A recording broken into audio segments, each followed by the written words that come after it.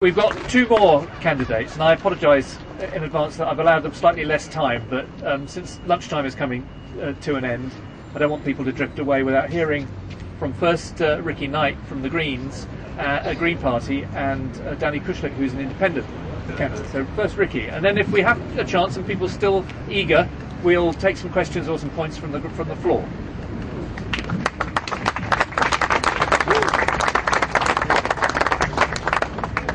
Yes, I have 3 minutes, not 7 minutes. 3 minutes to save the world. It's actually 20 years.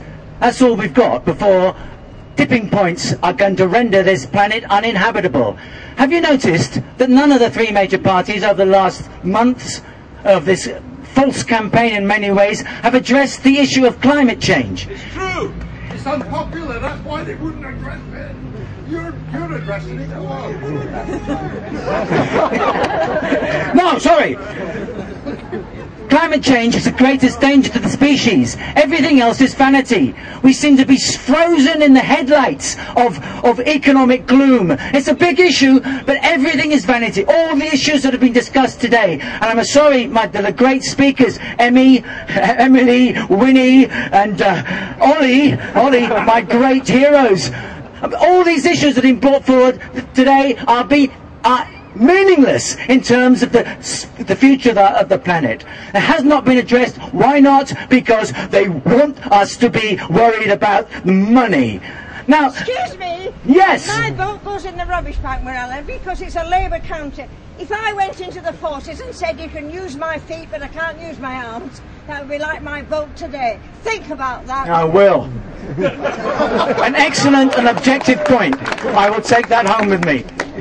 I have 3 minutes. I'm going to take more than 3 minutes, and because I don't think it is fair that we should be considered to be a smaller party. We are not a smaller party. We are a major party. The reason we are looked upon as a smaller party is because of our fundamentally flawed dinosaur first-past-the-post electoral system. If only we could address this system and change it to an AMS system, a proportional representation system, our leader Caroline Lucas would be at top table with the three presidential egos. She would wipe the floor with them. She is a wonderful inspirational leader, and her party is being stymied by this dinosaur system. We have to change that, and do not believe, ladies and gentlemen, that on May the 6th or May the 7th you can change that by voting tactically. It's a man's club there. It'll be cosy, business as usual the day after the honeymoon wooing period has come to an end. Make no mistake, we are being told by many Liberal Democrat leaflets that we have no point in standing because we have no chance to win in Bristol West. We are pushing the Liberal Democrats to a strong second place in the 9 wards that make up Bristol West. This is not us off the radar. We are fighting robustly throughout this new constituency, and we aim to win. We aim to win in Brighton, in Lewisham, in Norwich, in Cambridge, in Oxford, in Kirklees, and in Bristol West. All we need is enough votes. So get out there, do not vote tactically. If you vote for something you don't believe in, you will not get what you want. Vote with your heart. Don't waste your vote on any of these mealy-mouthed promises, because it will not happen. They want to keep that club to themselves. Don't ever accuse the Green Party of being a single-issue party. We are not a single issue. Go online, vote for policies. You will find that our policies, the Green Party policies, put the Green Party way ahead of the business-as-usual grey parties. Check it out. Pardon, sir? Yes, here they come. Don't ever accuse the Green Party of not having policies. We are not a single-issue party.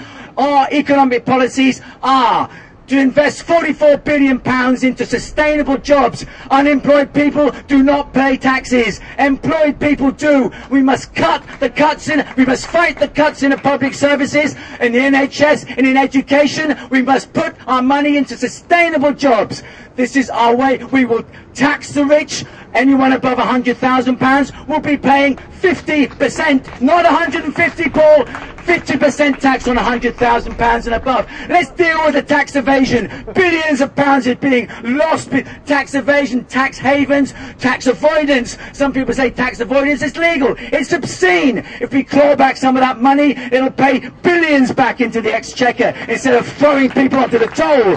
The very people who are least to blame for the economic downturn are the ones who are being expected to suffer the most. This is unacceptable. While the three other parties represent the axis of evil, the Green Party represents giving work, sustainable work, to those people who are least to blame. We have environmental policies to be proud of. We want to invest billions into addressing climate change.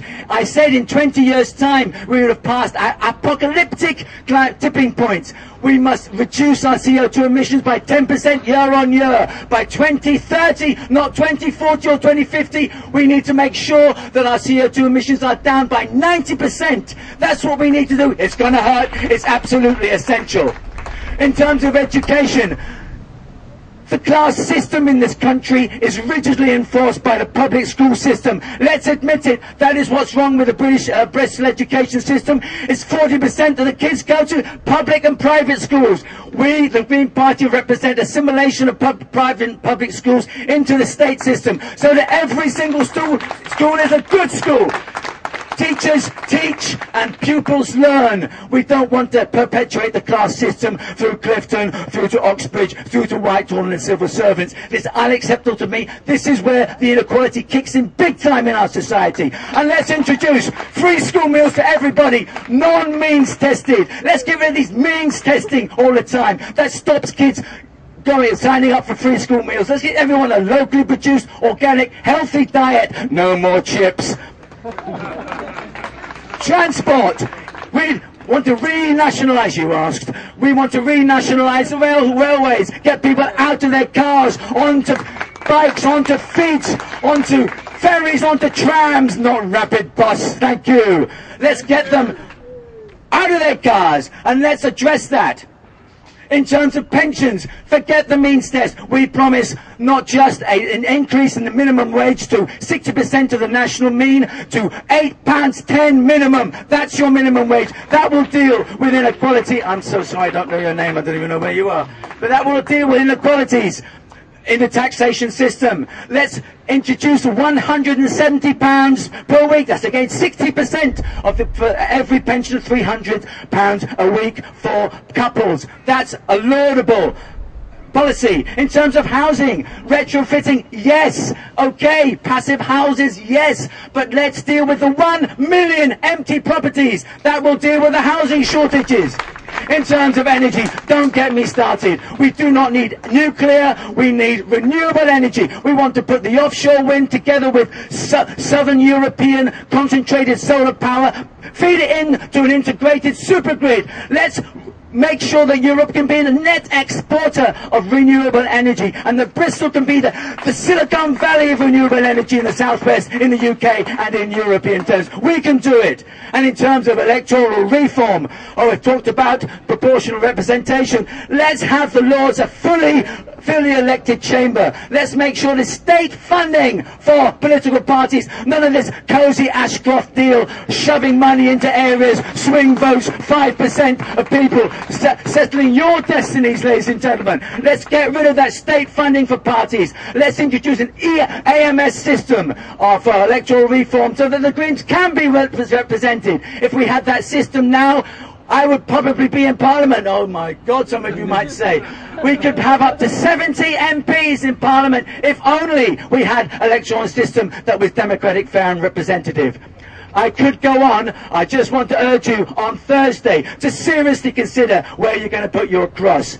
I'm sure you're all thinking of it, but just bear this in mind, all you tactical voters. Shame on you. I've never voted tactically in my life, and I never will. Mind you, I've never had anyone representing me either. I'm able to live with that. I'm proud of the fact that I've never ever voted tactically. If you vote tactically, you might well get a hung parliament. Is that what you want? And say Mr. Clegg, our great saviour, maybe decides to hitch his star to Mr. Cameron. You can kiss your tactical vote goodbye. So vote with your heart. Vote Green on May the 6th. Thank you.